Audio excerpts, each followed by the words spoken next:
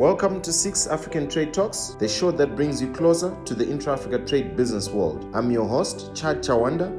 In this episode, our guest is Nimrod Gerber.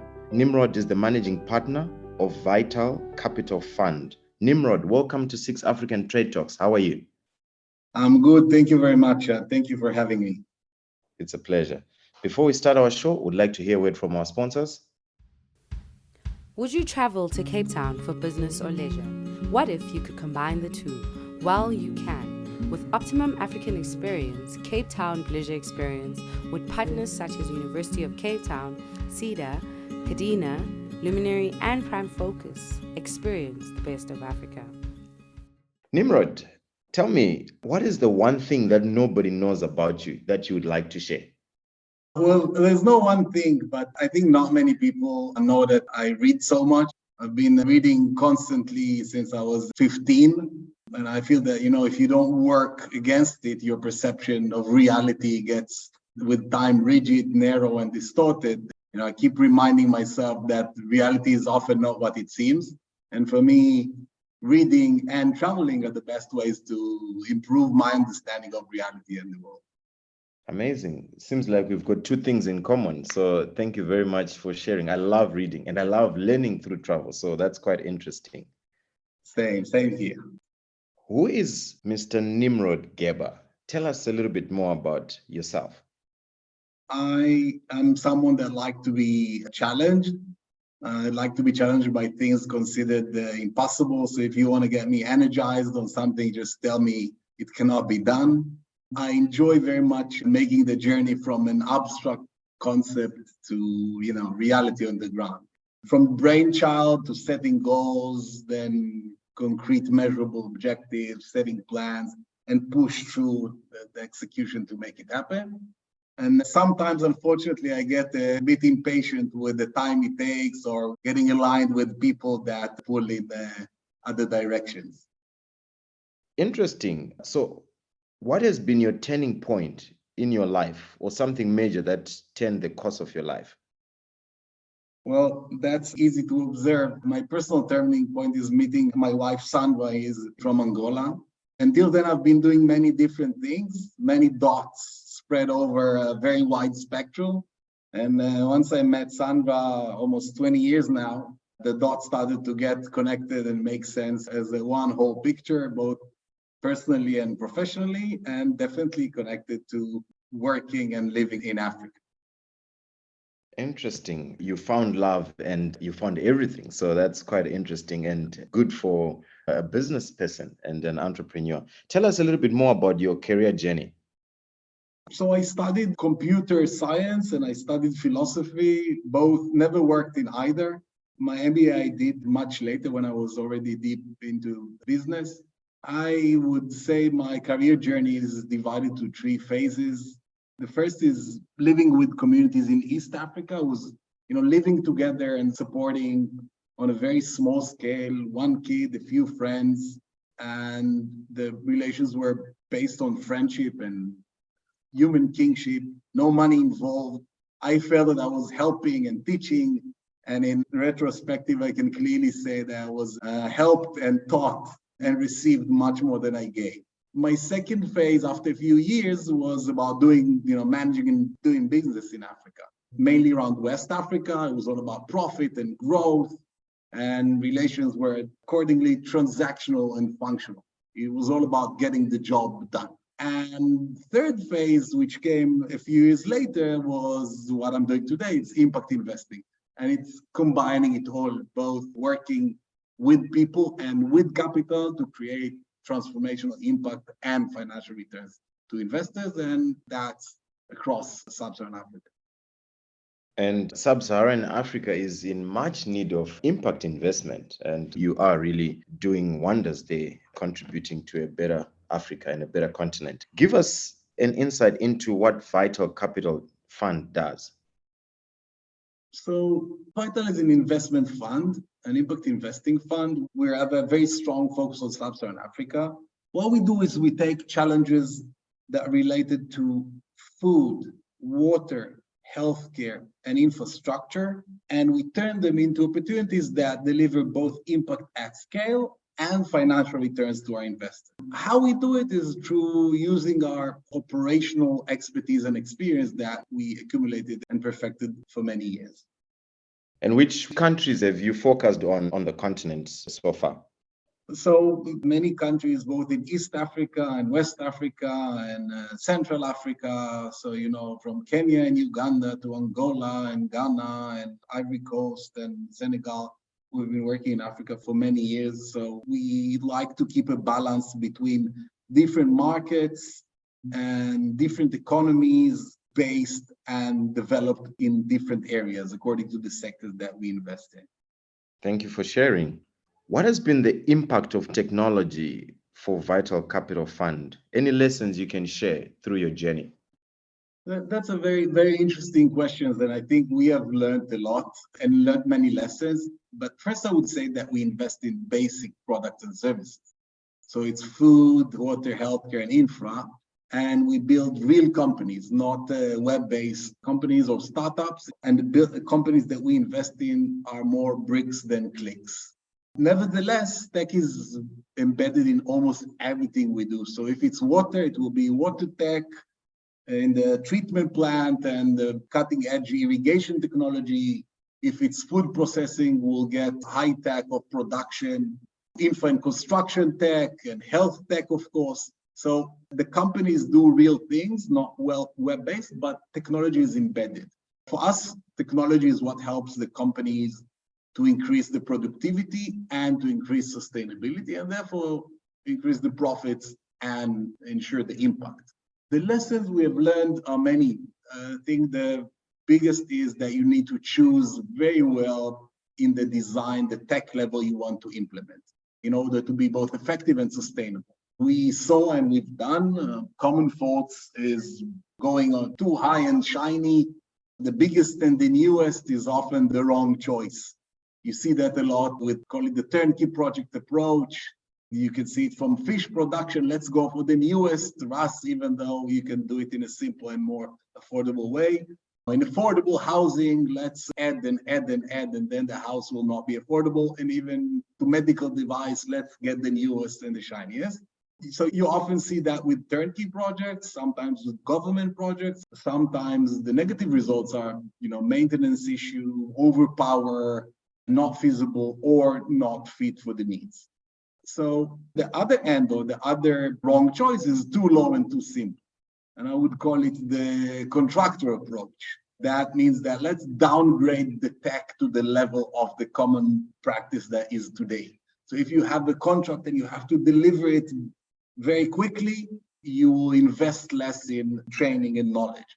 For example, bringing agri projects, bringing John Deere's and advanced tractors, but taking all the electronic boards out of them because you understand that they go to frontier. And if you have maintenance issues, it will be difficult. So you actually downgrade the tractors to common practice. And I think that the right choice will be what we call the investor mindset. We're here for the long term. Let's choose the right level of technology and upgrade the knowledge and train the people to the adequate level of technology. That's the main lesson that we've learned. We've seen around us that tech create dependency and has the impact risk, definitely if you talk about rural communities in Africa. What you have said brings out a memory. I remember in Zimbabwe, I was starting up an LP gas business and went into Tanzania, Kenya, just to look at the markets in South Africa.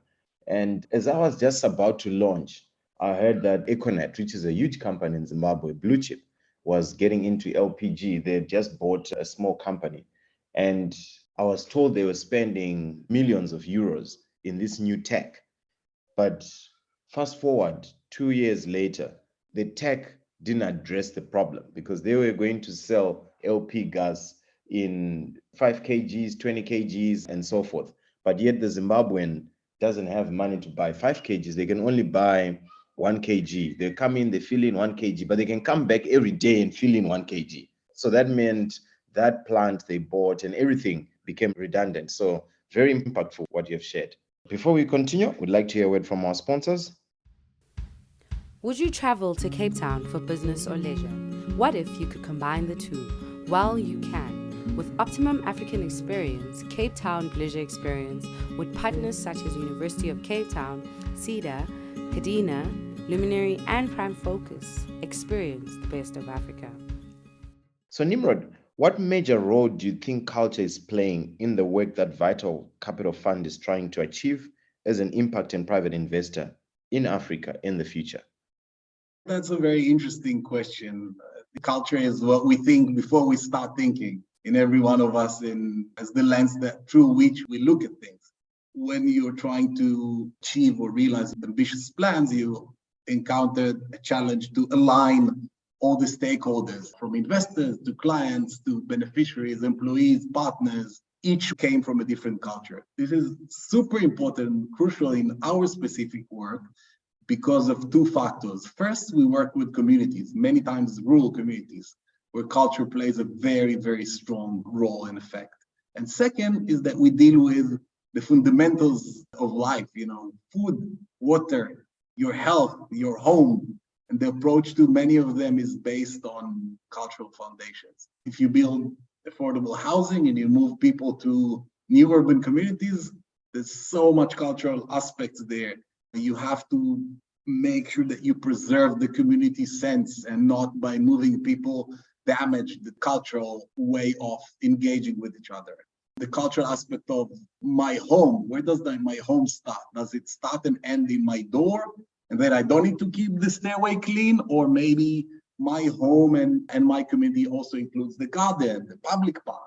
Maybe the infrastructure is also my home. So that's an example of affordable housing. If you work with smallholder farmers, it's a lot of culture is around trust. So you have to build the trust. If you say, I buy everything that you produce to a smallholder farmer, it will take you time to prove that you're good for your word. And you have to buy everything that he produces. And in the third year, he will actually produce much more. Again, if you help and train and increase production. And we've seen it happening, culture is definitely in food, in healthcare. Do we do preventive or treatment? And what I learned from both personal experience and professional life is that you shouldn't try to be aligned on the culture.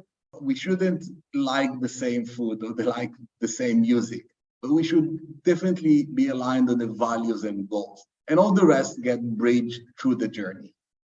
Certainly. And Africa is an interesting place with different ethnicities and people from different cultural backgrounds. So it makes it quite interesting to operate in this continent. Based on your travel experience, what business opportunities have you seen on the continent that you could share with an international investor or African diaspora looking to invest in Africa?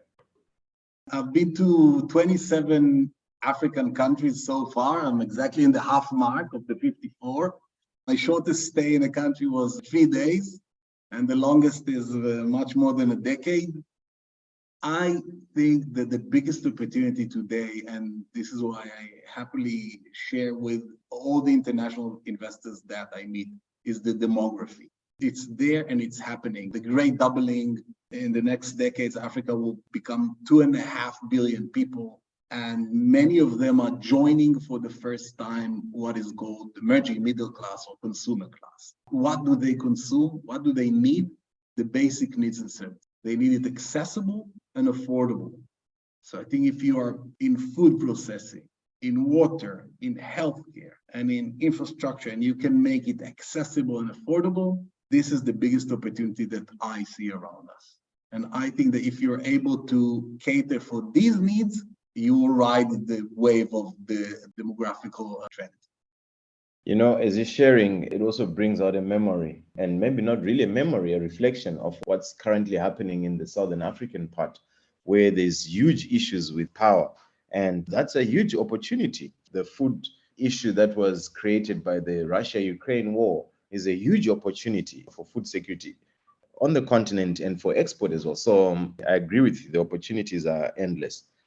How do you see Vital Capital and its projects contributing to the transformation of Africa under the Africa Continental Free Trade Area? So that's a very hot topic. I'm a believer. I think that the Africa Continental Free Trade Area can be a game changer if it's implemented to its fullest. That's everyone's hope. And I think that's where the focus and efforts should go on the implementation, because the concept is awesome. Maybe I will highlight only one point from an investor point of view. So as an investor, especially investing dollars and need to return dollars to or foreign currency to his investors, local currency is always considered as a significant risk. You could have a successful business, but if you invested in foreign currency and now the local currency got depreciated, even if the business is successful, it will be hard for you to generate the returns for your investors. The usual solution is, there's not many feasible hedging solutions, so the usual solution is let's invest in businesses that do export. The problems are A, that you limit your opportunities, and B, that sometimes making export, that business that export make less impact. They don't contribute to food security and zero hunger and other SDGs that we want to contribute to. Now, regional export give a very, very good balanced solution for that. So you can diversify your currency in markets, and in the same time, you can create strong impact. If this Africa Continental Free Trade will be functional and effective, it will allow us and other investors to invest in companies that do regional export and therefore mitigate the currency risk, even the geopolitical risk of a specific country through multiple channels, and still be contributing to the SDGs that we want to target. I started as an importer. The history of Zimbabwean economy. It didn't take time to realize that, I needed to export as well. And like you mentioned, the Africa Continental Free Trade Area presents very good opportunities to manage currency fluctuation risks. And also businesses, or rather institutions like the Africa Import and Export Bank, which is the promoter of the IATF that we're in partnership with, are also working on different solutions there. I think there's what is called the Pan-African Payment Settlement, PAPS. It's an initiative that will also try and take away this foreign currency exchange risk, especially for regional trade. So we're looking forward to a better Africa. Any podcast or book you'd like to recommend? As I mentioned, I'm quite an obsessive reader. Most of it, 60% is prose or fiction, and the other is nonfiction. And business is relatively a small part of what I read, but let me focus on that. I would recommend 3. First of all is Dead End of Dambisa Moyo, Baroness Dambisa Moyo today. It affected me personally in my journey, and I think it gave us a very good direction when we started thinking on investing and how to do it right and what is impact investing. So I would definitely recommend Dead End of Dambisa Moyo and other things that she wrote, and generally following her teaches me a lot. Another book is Principles by Ray Dalio. I think that if long-term successful man offers you a methodology, you should definitely make the effort of learning and see what you can adopt from that. I like especially the constant improving idea, and that pain plus reflection equals progress and growth. So you should go towards the pain, add reflection, and then you have progress and not run away from pain. And the third is maybe more practical for managers, is what brought you here won't bring you there, from Marshall Goldsmith. I often think that way, that what brought us as a team or me, myself here, won't bring me there. So I need to constantly learn and improve. And I think Marshall Goldsmith here offer very good advice to managers that want to get to the next level. Interesting. Thank you very much for sharing. I haven't read all 3, so I've also taken notes, and I'm sure our listeners have also taken notes. Would you travel to Cape Town for business or leisure? What if you could combine the two? Well, you can. With Optimum African Experience, Cape Town Leisure Experience, with partners such as University of Cape Town, CEDA, Kadena, Luminary, and Prime Focus. Experience the best of Africa. Africa is a continent full of potential, but potential means nothing if we don't take action to create value.